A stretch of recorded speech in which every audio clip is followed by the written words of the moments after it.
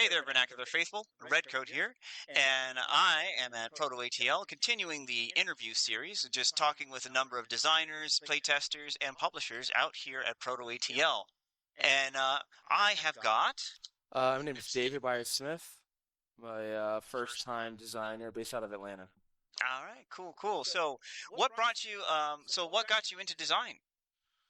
I just played board games for a long time. Started playing in college. Kind of have gone through phases of life in terms of maybe the uh, how intense my passion for playing board games has been. Mm-hmm. And at a certain point, I just decided, hey, I have ideas for games and have played enough where I kind of understand mechanics, and let me just try putting something together.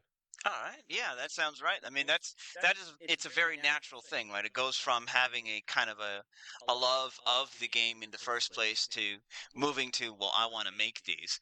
So I know the title that you were working on was kind of this hip hop inspired thing. Can you tell us a little bit about it? Yeah, so the game is called The Studio, the card game. It's a 2 to 4 player set collection game.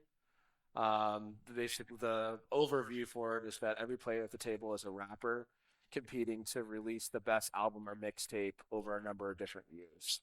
My goal was to come up with a game that anyone could pick up and learn, even if they're not a hobbyist necessarily. Mhm. Um, and so it's really lightweight and quick, but it also has, I think, a level of depth to it that even enthusiasts would appreciate and have fun playing. Hmm. So on that note of making it approachable, because this is a running theme that I've seen across Proto ATL, where you have different levels of how would I say. Well, the crass way of saying it is sweatiness, but it's the idea of just how in depth one has to go to actually pull out the rules, and it seems like there's kind of different audiences there. Yeah. And so, what kind of moved you to go for the lighter audience? I mean, it's hip hop themed. I think that the audience that would be really interested in this game is probably not as sort of entrenched in sort of the hobbyist space as most people. And I mean, to be honest, in my personal life, a lot of times when I'm playing games, it'll be a mix of, maybe some people have, played some more sweaty games with me, but then there'll also be people that don't play games at all, and I still want them to have a fun time. And so instead of having them, we spend 30 minutes trying to learn the rules for it, I want it to be something really quick that we can pick up and learn. Yeah, and I mean that's great because that's one of the things that out of the box experience, that's the make or break on Mm, whether or not you keep whether or not you keep a customer, so to speak. yeah. And I imagine that this is not going to be your last game.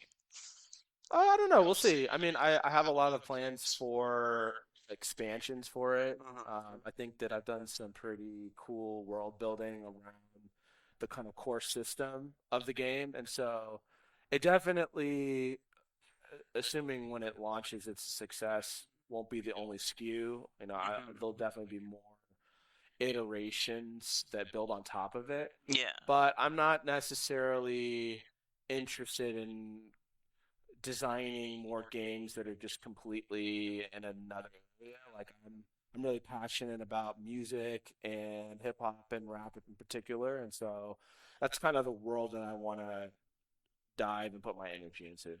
Yeah, and I've seen that as a thing in general for a number of the designers. They have their life, and then they have the game that's kind of an extension. It just kind of it blooms out of it. Yeah. And I think it's a really cool thing because it's almost like the very idea of making a game. It's almost a celebration of an aspect of life or a concept of it. Yeah, I mean, I think for me, like hip hop thematically for a card game or a board game, hip hop bar none is the best at the drama, Hmm. different types of characters. There's like a bravado and competition that comes with it, and so it's like, wow, there's no representation of this theme really in the space, and so I can build a really beautiful and engaging game that celebrates that. So that's really important to me. Yeah. And so actually digging into the hip hop side of things, like, so do you have a favorite artist or anything like that? I mean, that's a tough question. Yeah, I mean, I have a lot of artists that I like. Yeah. I'm from Atlanta, so if I'm, listing off sort of my top four, maybe unranked rappers, you probably would have Outkast, Future, Kenny Mason is a local Atlanta artist that I really love. Yeah. Um, Money Man just dropped an album that I've been listening to. Yeah, I listen to a ton of music, so it's really hard to kind of pick an artist, but I definitely have some favorites. So you got a grand thing, and you're pretty involved in the scene, would you say, or?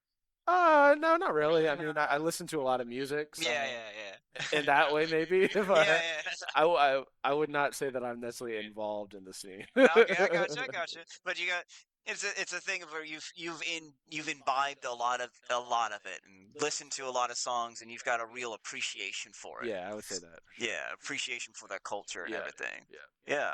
Well, I'm really happy that you came out here to Proto ATL. As I mean, one of the things that I really love here is we get to see just so many different people from so many different walks of life, Hmm. and the games kind of are evocative of that, just the different subject matter. And I do agree there isn't that much like actually like hip hop in the board game industry. At least I haven't seen much of it. Yeah. And so I I welcome it. I welcome it. Nice.